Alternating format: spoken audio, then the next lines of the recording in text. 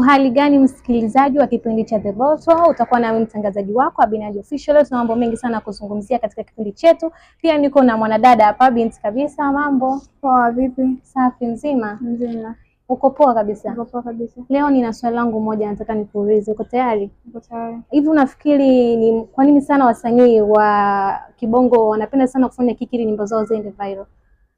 Kwa sababu muda mwingine zinawasaidia. Mfano, nataka kukupa mfano. Wewe ukafanya kitu cha ajabu, hiyo ni kiki, si ndio? Yaani kitu cha ajabu ambacho kitafanya mtu akufuatilie kindaki, si ndio? Atake attention. Atake attention yako. Yaani awe anakufuatilia kindaki. Alafu ukaja labda mfano ukatoa jambo lako au ukamfanya jambo lako, pia watu watakufuatilia, si ndio? Kwa hiyo msanii yeye anaona akifanya kiki, akitanguliza kiki, ikija kufuata kazi yake itaenda. Lakini sio kwa wasanii wote. Ukicheki kama Diamond Platinum, yeye hatumii kiki. Yaani yeye anatoa kazi zake na zinaenda kwa sababu watu wanamkubali, si ndio? Lakini msanii mwingine anajua kabisa mimi without kiki sitembei mjini. Kwa hiyo inabidi afanye kiki ili kazi yake itembee. Kwa unafikiria hiyo ni mojawapo ya njia ya kupromote nyimbo zao?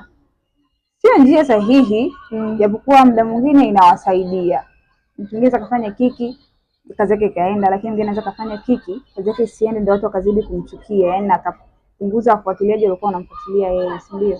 Kwa hiyo muda mwingine kiki sio nzuri na inategemea unafanya kiki aina gani. Huwezi kufanya kiki ya ajabu ambayo haina maadili ya ifundisho chochote, watu wakaendelea kukufuatilia. Kwa hiyo inategemea ni kiki gani ambayo unafanya.